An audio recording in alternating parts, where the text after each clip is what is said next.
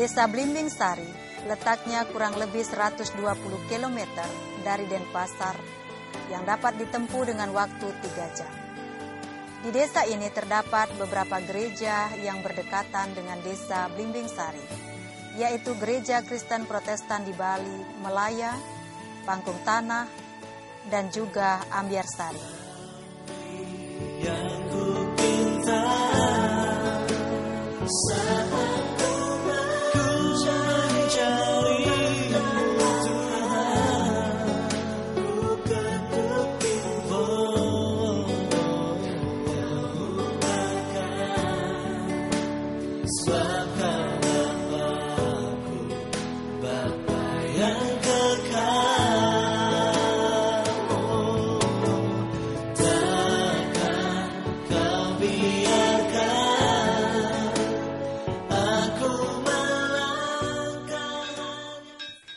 Kini kita memasuki pintu gerbang Desa Blimbing Sari, yang lingkungan asri dan alami layaknya seperti di perkotaan. Desa ini memiliki keunikan dengan 100% penduduknya beragama Kristen. Di desa ini juga memiliki sebuah gereja yang dikenal dengan gereja tanpa dinding, dengan tata liturgi yang berbeda dengan gereja-gereja lain.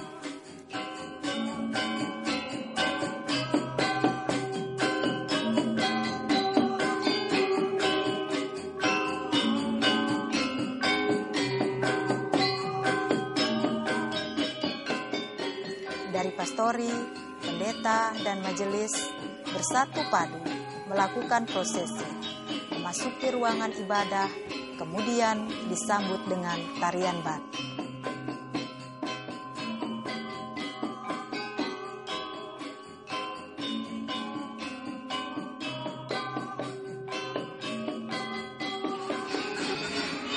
Ini menggambarkan makna perpaduan iman dan budaya yang masih melekat di masyarakat Bali.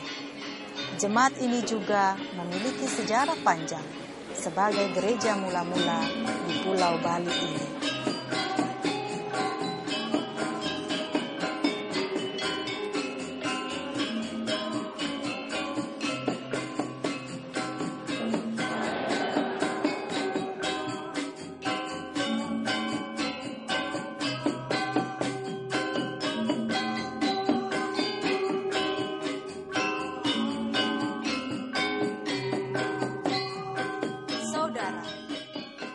Desa Blimbing Sari, yang dulunya penuh dengan hutan belantara, tanpa penghuni, bahkan rawan dengan keselamatan manusia.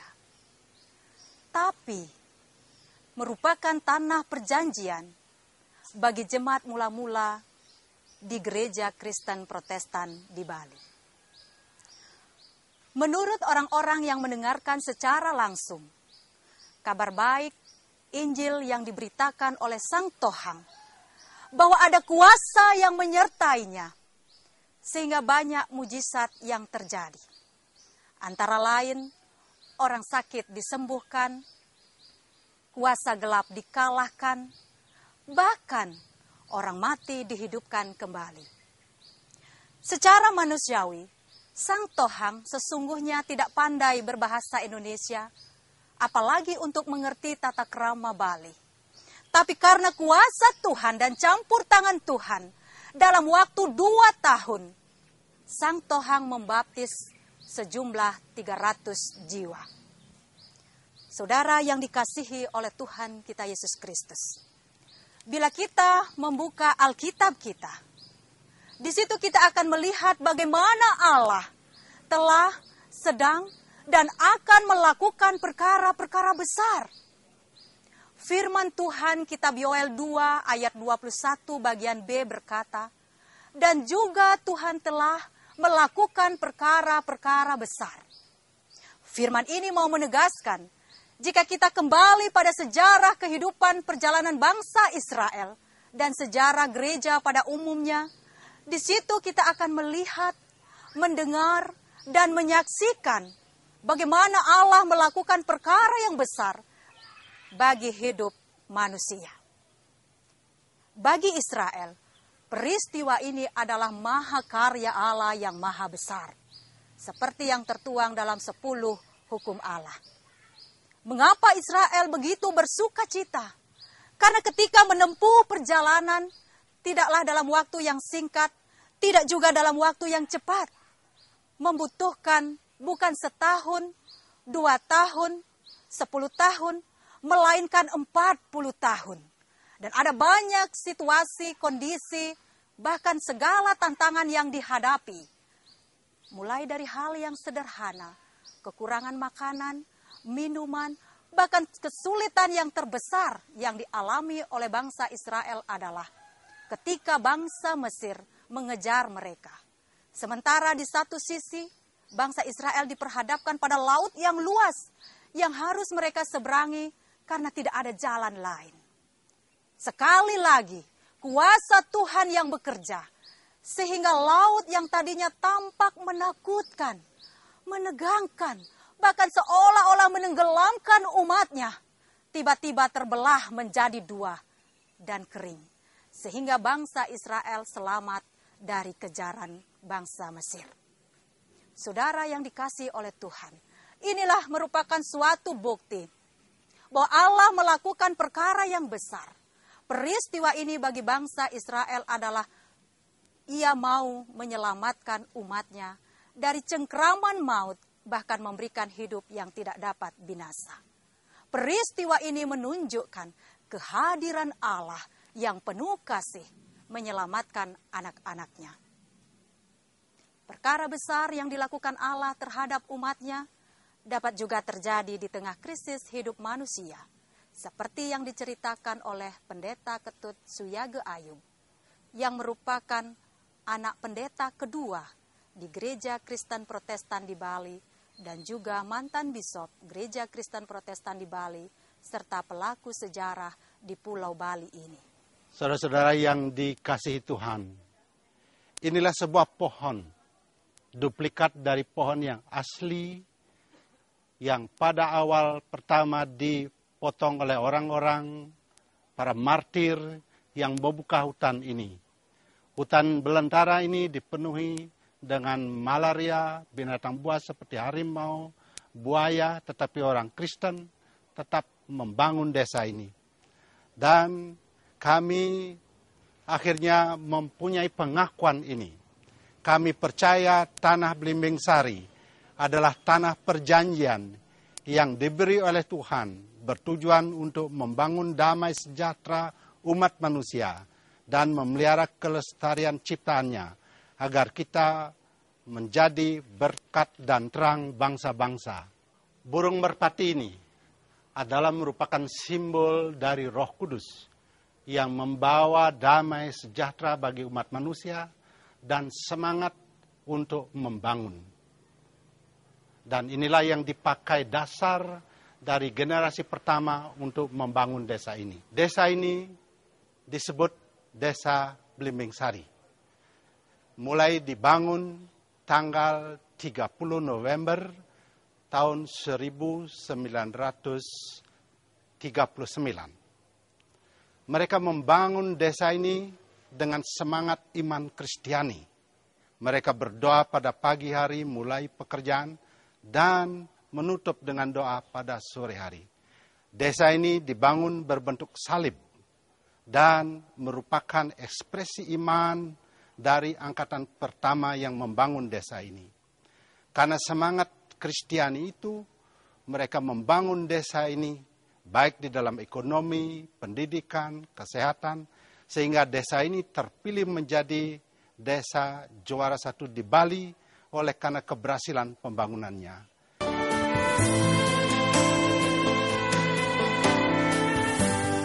Dengan perjuangan iman yang gigih, penuh semangat dan setia di masa lalu, ternyata kini iman yang terus terpelihara ini, menurut kesaksian Pendeta Suyage Ayub, bahwa kini Blimbing Sari sungguh-sungguh telah diberkati oleh Tuhan. Hal itu nampak melalui adanya banyak perubahan-perubahan. Rumah yang dulunya terbuat dari bambu, bahkan juga dalam kesederhanaan. Sekarang telah dibangun dengan tembok, bahkan juga secara ekonomi jemaat dicukupi di dalam kesejahteraan. Tidak hanya dalam hal seperti itu juga. Iman yang terus bertumbuh di dalam Tuhan, itu juga nampak di dalam setiap semangat dan kerinduan mereka untuk selalu bersekutu di dalam Tuhan. Saudara yang dikasihi Tuhan, Jemaat Blimbing Sari, yang disebut juga dengan kampung Kristen, karena semua penduduk beragama Kristen, menjadi berkat bagi orang lain. Bagaimana jemaat Kristen di Blimbing Sari menjadi berkat? Mari kita dengarkan melalui persembahan pujian dari Gereja Kristen Protestan di Bali, Jemaat Immanuel Tabanan.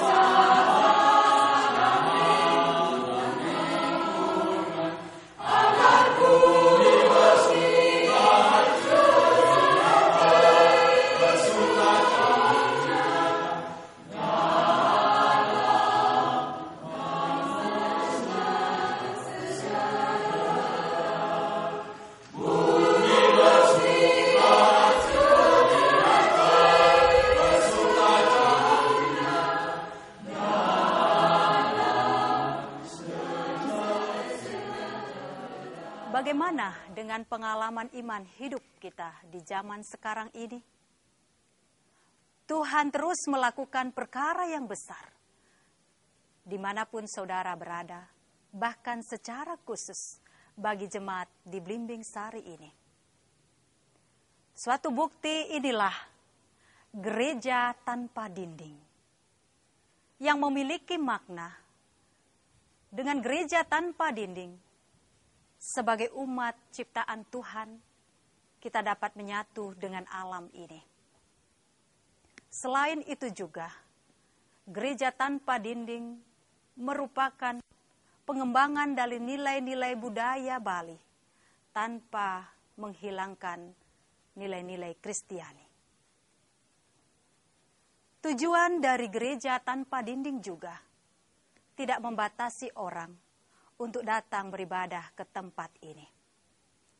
Sehingga melalui tempat inilah perjumpaan dengan Tuhan, bahkan dengan sesama, dan saling menjadi berkat satu dengan yang lain. Saudara yang dikasihi oleh Tuhan, apapun yang sudah terjadi, apapun yang telah dimiliki oleh Jemaat Blimbing Sari, itu sesungguhnya tidak dapat dilepaskan dari semangat dan kesungguhan serta ketekunan, kesetiaan yang dimiliki oleh jemaat mula-mula ketika mereka membuka lahan baru di tempat ini. Bahkan juga perjuangan-perjuangan yang telah mereka hadapi.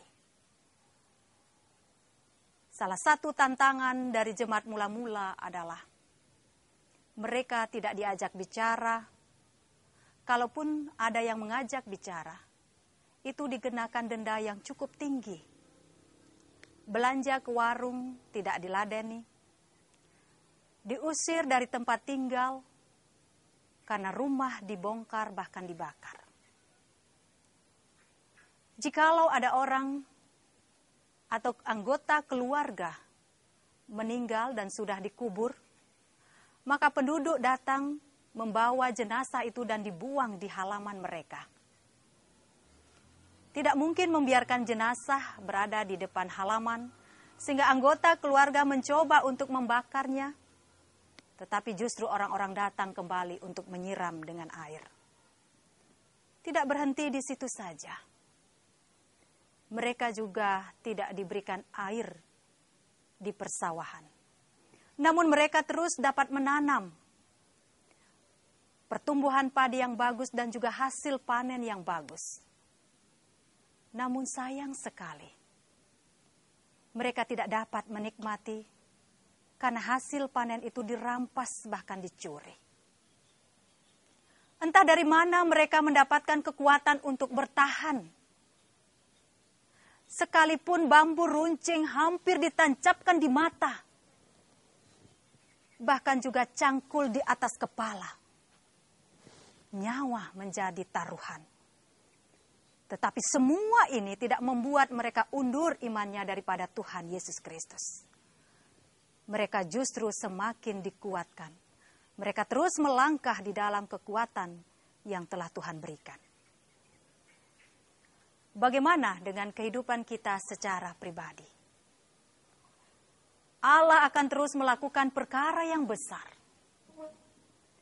Sekalipun jikalau kita melihat dalam sejarah perjalanan hidup kita sebagai orang yang percaya, kita pasti pernah mengalami yang namanya susah, sakit, kegagalan, ketidakberuntungan. Tetapi dalam situasi dan kondisi yang seperti itu, justru menjadi nyata perkara-perkara Allah yang mau diberikan di dalam kehidupan kita. Tantangan, pencobaan, dan masalah yang boleh dihadapi bagi setiap orang yang percaya. Supaya kita mengimani bagaimana cara Allah untuk mengantar dan membawa umatnya. Untuk lebih terus dapat menikmati setiap kasih-Nya, pertolongannya, bahkan kehidupan yang penuh dengan damai sejahtera. Firman Tuhan 1 Petrus 2 ayat 10 berkata, "Kamu yang dahulu bukan umat Allah, kini menjadi umat kepunyaannya. Kamu yang dahulu tidak dikasihi, kini menjadi dikasihi." Itulah suatu bukti kasih Allah bagi umat di Pulau Bali ini, bahkan secara khusus bagi umat di Gereja Kristen Protestan di Bali.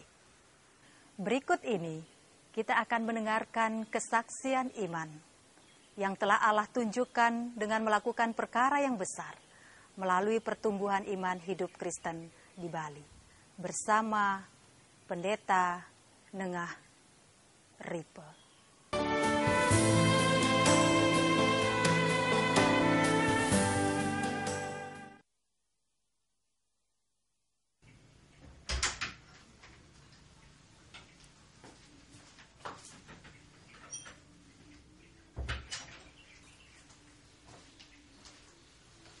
Kak, tiang Pak Pendeta niki.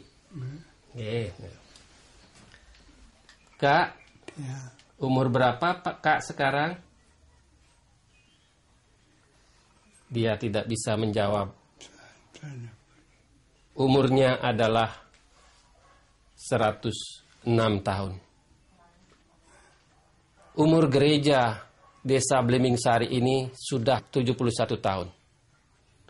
Ketika Kak ini datang ke Desa Blimbing-Sari tahun 1939, sudah punya istri dan 2 orang anak waktu itu. Dia memberi semangat yang sangat besar kepada generasinya dan juga kepada cucu-cucunya. Sehingga anak dan cucu-cucunya cukup berhasil menjadi pegawai, bahkan pegawai hotel yang sungguh terkenal.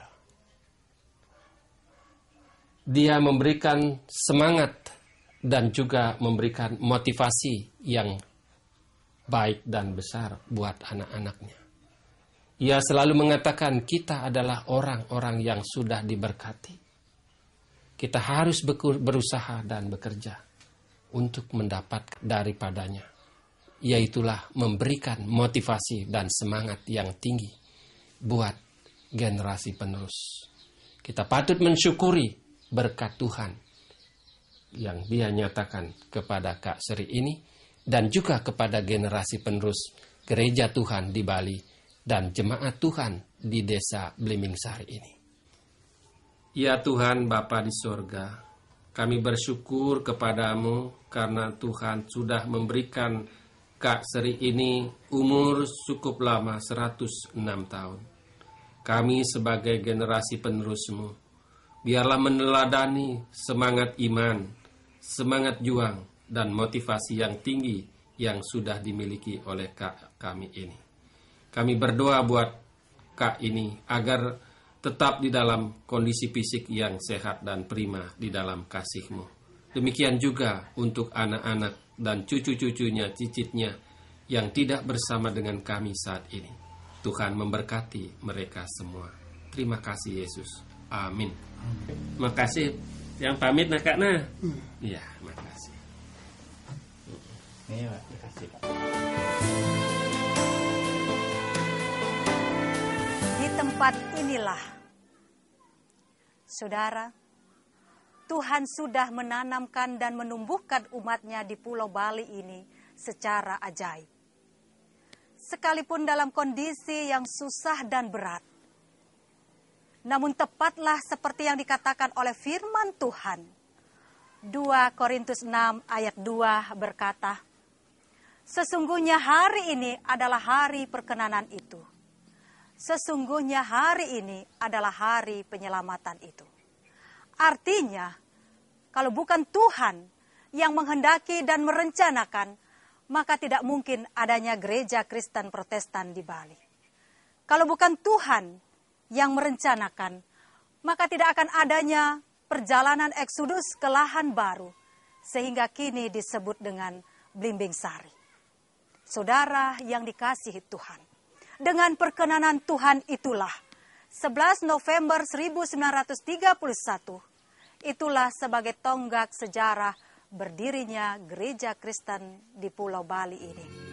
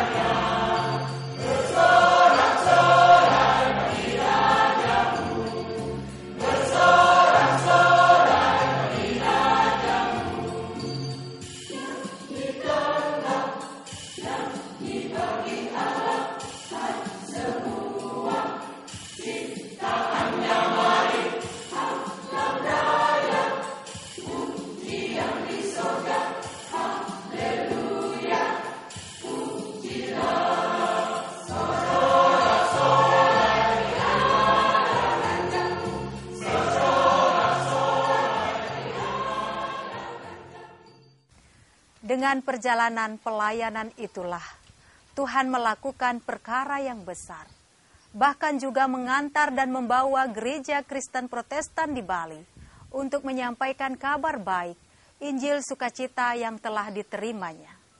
Sebagai wujud jadi saksi Kristus. Itulah juga yang menjadi misi dari gereja Kristen Protestan di Bali, dalam rangka menjadi gereja yang misioner, membangun peradaban yang dijiwai kasih terhadap Tuhan, sesama, dan lingkungan. Sehingga bumi ini, bahkan secara khusus Bali ini, menjadi bersukacita dalam damai sejahtera. Marilah kita melangkah dengan satu kepastian, karena Allah mau memberikan perkara-perkara dan berkat bagi kita semua. Tuhan Yesus memberkati. Amin.